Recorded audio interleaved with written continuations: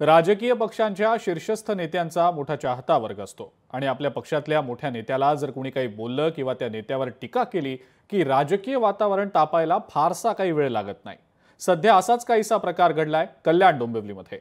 पंतप्रधान मोदींचा अवमान झाल्याच्या संतापातनं सध्या कल्याण डोंबिवलीमध्ये साडी पॉलिटिक्स पेटल्याचा आरोप होतोय। काय नेमका प्रकार घडलाय पाहूयात या रिपोर्टमध्ये।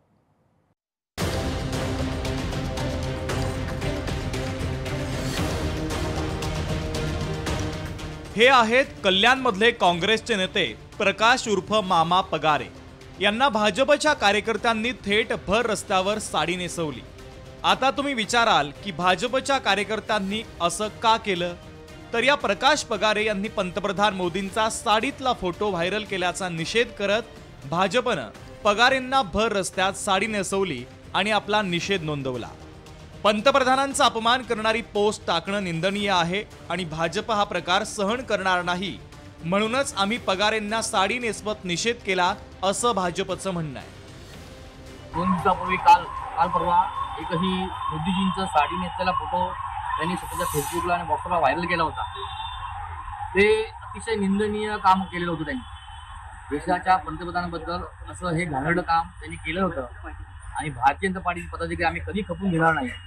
कल्याण जिल्हा म्हणून आम्हाला हे सहन होणार नाही आणि या कृत्याबद्दल, हे निंदनीय कृत्याबद्दल आम्ही निषेध म्हणून त्यांनाही साडी नेसून आम्ही त्यांना। जो प्रकार भाजपच्या कार्यकर्त्यांनी केला तो सध्या संपूर्ण कल्याण डोंबिवली परिसरात चर्चेचा विषय ठरतोय। पण मी फक्त पोस्ट फॉरवर्ड केली होती, भाजप कार्यकर्त्यांनी मला जातीवाचक शिवीगाळ केली, माझ्यावर दबाव टाकला, पण मी डगमगणार नाही। काँग्रेससाठी जीव गेला तरी चालेल, पण कार्यकर्त्यांना मी धडा शिकवणार, अशी प्रतिक्रिया आता पगारेंनी दिली आहे। माझा अपमान नाही, त्यांनी जे मला जातीवाचक शिवीगाळ केली ना, हा सगळ्या बहुजन समाजाचा आमचा जो समाज आहे त्या समाजाला त्या भाजपच्या पदाधिकाऱ्यांनी जी अवहेलना केली आमची, त्याचा या ठिकाणी मी निषेध करतो। आणि त्यांनी मला गाठवायचं होतं, मला तर त्यांनी चॅलेंज करायला पाहिजे होतं का काँग्रेसच्या नेत्याला आम्ही साडी नेसवायला येतो म्हणून, मग मी माझे पदाधिकारी सगळ्याला बोलावलं असतो। या घटनेनंतर डोंबिवली कल्याणमध्ये राजकीय वातावरण तापलंय। काँग्रेसचे पदाधिकारी आणि जिल्हाध्यक्ष यांनी देखील निषेध व्यक्त करत पोलीस ठाण्यामध्ये गुन्हा दाखल करण्याची मागणी केली। काँग्रेसनं पगारेंचे समर्थन करत 72 वर्षांच्या ज्येष्ठ नेत्याचा रस्त्यावर साडी नेसवत अपमान केल्याचा आरोप केलाय। हे कृत्य लाजिरवाण आहे, यावर गुन्हा दाखल झाला पाहिजे। आम्ही देखील काही वेळेस आंदोलन केलं, पण विरोधकांना कधीही अशा पद्धतीने मारहाण किंवा भर रस्त्यात साडी नेसवली नाही।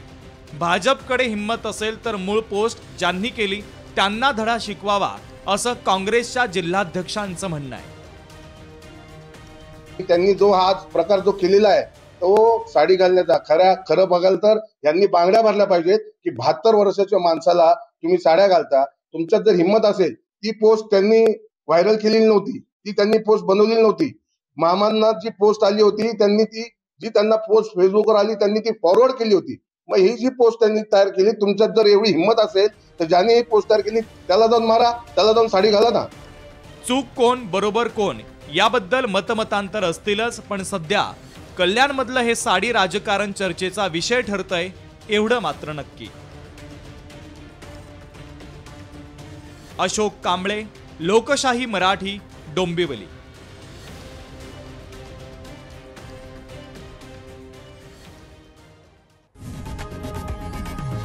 लोकशाही मराठी ऐका, पहा, जागरूक रहा।